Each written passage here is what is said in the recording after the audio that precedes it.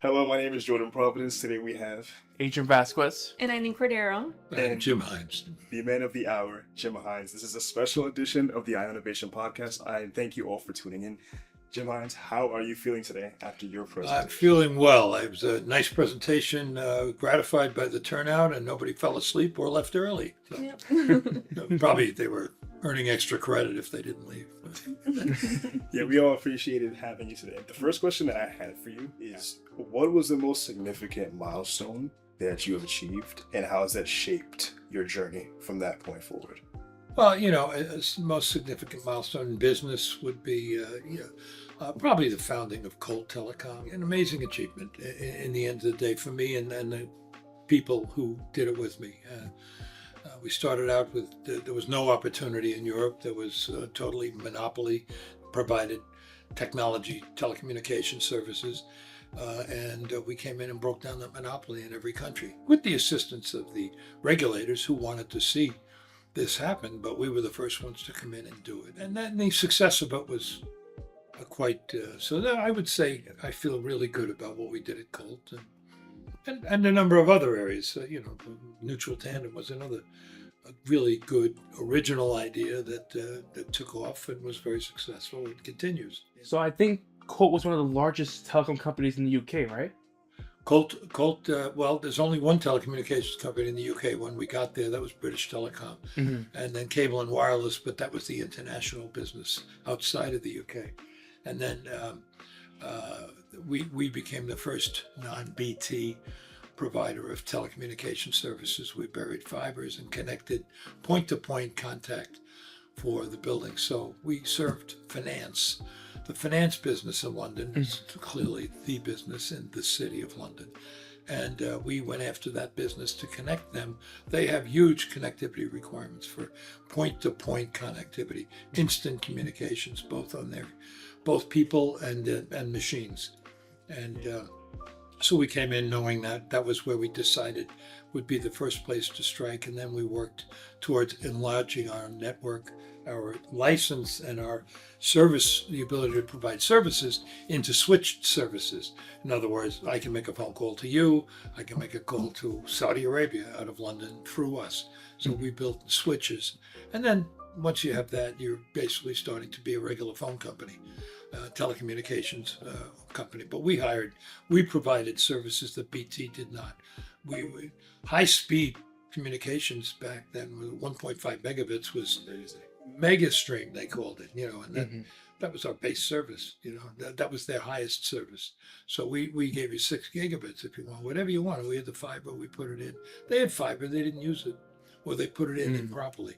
They didn't put it in the right places. So I hired some of their people to come and do it right for us. So that experience building up Colt from a startup to one of the major players, not only in the UK but internationally, that must have been such impressive experience for you, especially considering that you started with just a startup and you made something international, just so influential. So my question to you is, now that you had all this experience, that type of entrepreneurial experience, how did that experience influence your vision for the Hynes Institute? Well, I think I recognized that, again, self-awareness is good. I recognized that I learned a few things that I owned that I used for the rest of my career in terms of how, but also there are ways to employ entrepreneurship in every aspect of your life. The ability to solve problems, the ability to think up solutions. These are, you call them entrepreneur, I call them entrepreneurial, but they're just life skills, but they come from the entrepreneurship model. If you get a good idea, it's great. I have a lot of good ideas. How do you make them into something? How do you turn them into an action? And how do you pick the right idea? I could have 10 good ideas or 10 ideas. Maybe only one of them is good. We used to say that about an old boss of mine. You had a million ideas, only one was good. You had to find that one. Right. And I think you've made a very good point here with how entrepreneurship isn't just for business or something like that. It's for everyone. Life skills. I think there's a common misconception among students that entrepreneurship is for only business majors or finance majors. But I think you really highlighted how entrepreneurship is like a lifestyle, a mindset, rather than just a career. Right. It's being responsible for yourself, and when you're responsible for yourself in business or in life, you need to solve problems. You need to make connections. You need to learn how to take ideas, business or personal, and turn them into what you want them to be. Absolutely. And I think that's kind of the things we drive: the innovation, the entrepreneurship and innovation piece. Yeah, we targeted people who want to be entrepreneurs, but this will really apply to everybody, whether you go to work as a teacher or you work in an office, an insurance business. You're going to use some of the skills you'll pick up. Yeah. So when did you realize that you were an entrepreneur? Like, was there a moment in your life where like it kind of like clicked for you? Well, I always liked the idea of doing something on my own and having the satisfaction of seeing something I thought of and developed into become a reality and then become a success. From that point of view, I tried to prep my job, and even jobs where I was just, the technology guy. I said, well, this is the business. That guy's got a business and he can use my technology to improve his business. How can I help him do that? So that's helping him build his business.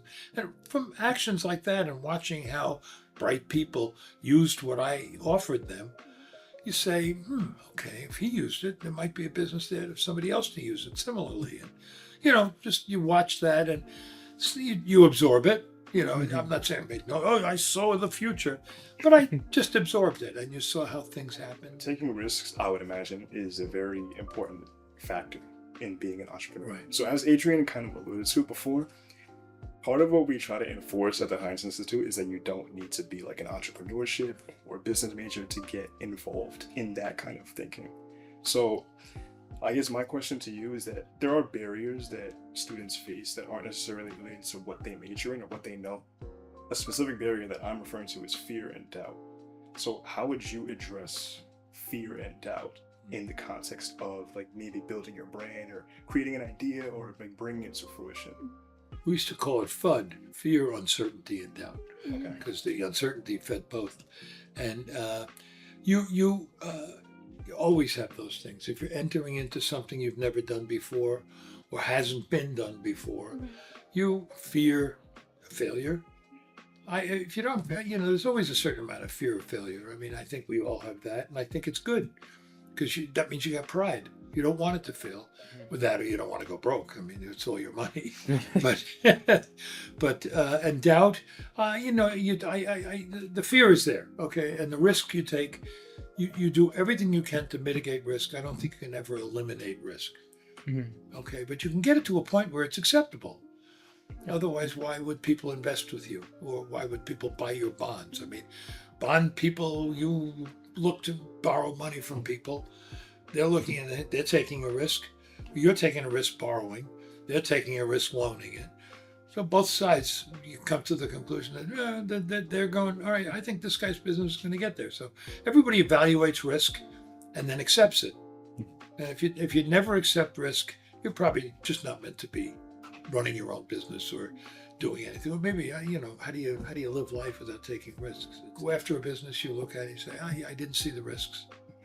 That's why when you see an investment book, an offering statement, it's got pages of risks down to from the sublime to the ridiculous, but they're all in there. We owe it to people to tell them what the risks are because nobody understands the business or your business as well as you do. The doubt, you should have some doubt. You should always have a little doubt. I would just say that you should have some doubt, always question. And I'll call it question. It's healthy, yeah. Yeah, it's healthy, yeah. And not uncertainty. That's, if it was certain and there was no question of uncertainty, everybody'd be doing it. If it was easy, everybody'd be doing it, and that would make, no uncertainty. So risk is there, you manage it. You work to it and manage it. And if you still say, this is crazy, it's probably crazy. Yeah, I think that whether we realize it or not, there are always figures in our lives that are really big inspirations for us, even if they're not directly in your life. I'm curious about who was your biggest role model and what were the types of advice or pieces of advice or guidance that they gave you that really shaped your journey? Yeah, funny, inadvertently, my mom and dad were clearly, like yours, I'm sure, hopefully, were great builders of things, down to the point where my mother didn't even know something she did. She had a thing on the wall in the kitchen, big yellow and blue picture that matched the kitchen and all of that, as I found out. And on the bottom of it said, if you don't look up, you'll always think you're at the highest point. And I took that to heart. I just said, well, that's really smart. There was a guy named Antonio Portia said it, I gather, because that's what it said on it. But years later, I said to my mother, she was like, how did you think of that? What are you doing? I said, Mom, like that thing in the kitchen, you had in the kitchen. You don't look up. She goes, is that what that said? She goes, I bought it because it matched the kitchen. So here I am taking the biggest advice of my life from a picture that was serendipitously placed on the wall because it matched the kitchen. So from that point of view, and then you learn stuff from my dad. Iona was a big help. The opportunity was free place. You could come in and start a club or run this or did that. We ran dances and that illegally ran a concert and, just did stuff that, kids do and you're smart. And we ran parties and, when I worked hard in school, I was an Iona player. I had a job. I was very active. Wasn't the best student in the world, but I also learned a lot. And in business, I ran into 3 or 4 people in my career, 3 or 4 horrible people, but 3 or 4 great people who gave me good advice. Don't sit on the egg. I always say, I'm not a guy who sits on the egg. I'm a guy who builds. I like to build stuff. And once it gets past a certain stage, like Colt, I got it to a certain point. Like I built out London and got it operating, and then it became day in, day out, make the donuts, And then I'm not as good at that as I am at, let's go get that on the ground. We got to get that. I got to sell that customer. I'm going to get him to do this, and he's going to do that. So I hired a guy who was great, brought him in to be COO, and then ultimately he took over the company when I started up in South America and Asia. But I brought in a guy who supplemented my weaknesses. That's not my strength. It was his great strength. Okay.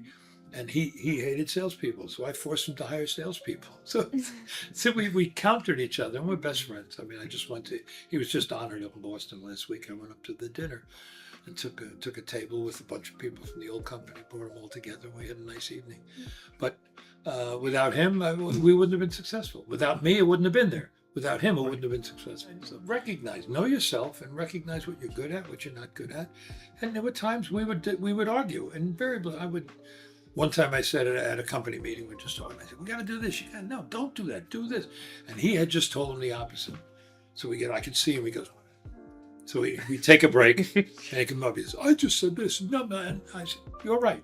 You're right. So we got back together, and after our break, and I said, just want to correct one thing. I said, I was pointed out that I made a grave error. I was pointed out by somebody of some importance that it made a grave. And I said, I was wrong. You shouldn't do that. You should do this. And I understand now why you would.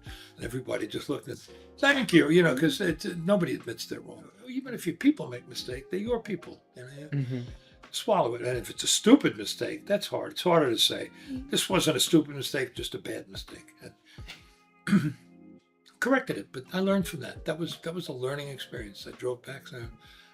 Admit your errors, admit your mistakes, admit what you did is right or wrong. But when it's right, I also want credit. Right. That's the most important thing. But I think you touched on a very essential point of accountability, an idea of having people, get cover your weaknesses to help you out. Because I think there's also another misconception of entrepreneurship where it has to be just you working for yourself, by yourself. When in reality, it's a team. It's a collective vision. Whether it's with you or a coworker, or with you and your audience, trying to understand their needs and trying to understand how they fit into your team and how you can work together. I mean, you got to get it to a certain point before you can build a team. You got to get an idea to a certain point. You got to get out there and say, or unless you can start to, you say, I'm going to need somebody to do this, but you got to get them to buy into your idea because you probably don't have a whole lot of money if you're starting up, or maybe you do have money and a backer who backs your idea. Then you can say, they're going to say to you, what do you need? And they're going to challenge you and they're going to ask you, I'm going to put $2 million behind you. What are you going to do with it? Like these TV shows, where, the Shark Tank, Shark Tank, right. Which is all bull. But It's all, but it shows you a piece of it, But the questions, they're going to hit you with questions. Well, what makes you think you can do this? Or how many people are you going to need? How much money are you going to spend? How much product do you think you're going to sell? Okay, you have to be able to answer those questions. And if the answer is I need 8 people and you have no money, well, get another idea or figure out a way to do it yourself to get to the point where somebody buys in and says, I really like what you've done. You need a marketing person. I'll join you. And I'll do it for 6 months, on my own, and we'll bootstrap it. It's called bootstrapping. I'll bootstrap, or we'll take what little money we can put together or borrow from friends and family and pay ourselves a meager living, but get it done. You got to believe. You got to believe in what you're doing. I never did that. I never did bootstrapping. I was fortunate in that I was able to find that situation where I got people who, because of something I did for them, they said, all right, that was our deal. If you fixed my problem, and it was a big problem, but I fixed it and quickly. And they were very appreciative, and they said, okay, we did have a deal, and we'll let you go do your thing over there. And they doled out a little, they forced them to take me on, take me on in the sense of, I'll run that company and I'll see what I do. And it turned out great, But that was the result of many years of learning how to be a good manager and learn how to pick through the risks and pick the opportunities and find the good people and push the bad ones aside and take the good ideas and pursue those and, find out where we're making money. They were chasing the wrong thing. They thought they were making money here. They were making money over here, not here. So you point that out. Once you convince them, suddenly the business got profitable. Then it wasn't a problem anymore. And then I could convince them to stay in the business because I'm going to sell it for a lot more money by buying up these other channels and snuggling up to the guy who's going to build this big company, and we built Nextel, now called T-Mobile. Yeah. Oh, there we go. Yeah, but unfortunately, that's all the time we have today. Okay. I would like to thank you, Mr. Hynes, for imparting your wisdom onto us and the community here at Iona. It's kind of you to call it wisdom. It is. It is lived experience. Yeah, I'm happy to do it, and pleasure meeting you guys. Great questions, incidentally. Very advanced, mature questions. I'm impressed. That's Iona today. This was a special edition of the Ionavation Podcast. Follow us on all of our socials at Hynes Institute. See you guys.